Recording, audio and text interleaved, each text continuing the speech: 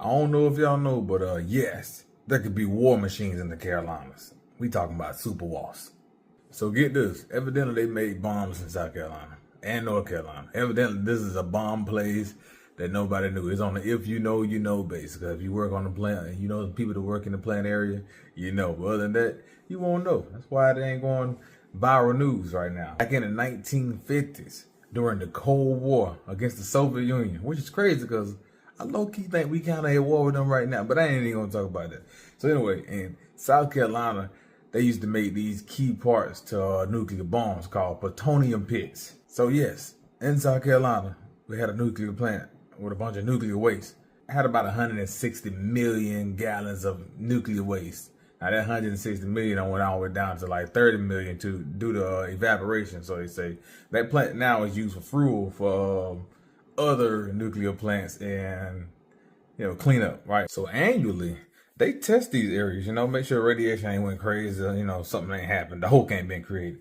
How about they found a dang wasp nest close to the center of the area, and the wasp nest is 10 times the amount of radiation that's allowed by the federal government. Now they spray it down with insect killer and then dispose of it like nuclear waste. And they said, oh, no wasp was found.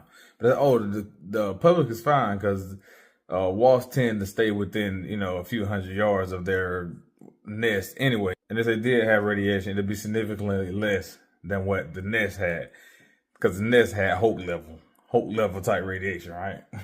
And I'm over here like, we're talking about general wasps. Yeah, general wasps might stay within a few yards, but these ain't general wasps no more, right? These super wasps. That's different. So you know me, I had to do my my Marvel research, right? So I'm like, man, what a super wasp can do, man? So I looked it up. Of course, Marvel got size manipulation. I was like, nah, I doubt they can do that, right? But then I see the bioelectric stingers. I'm like, shh. Now they might have stingers that can electrocute you, right? They already had stingers and a wasp. If you ever been stung by wasps, they hurt already, right? They probably got stingers that can fry you from the inside out. That's dangerous. But the one that nobody ever really thinks about is the enhanced speed, agility, and strength. Think about a wasp. It's already pretty fast, it already flies, already a tough insect. Tough to get rid of, tough to kill, all the good stuff. With enhanced speed, agility, and strength. Whew. Now we found a way to train these motherfuckers. Okay, cool.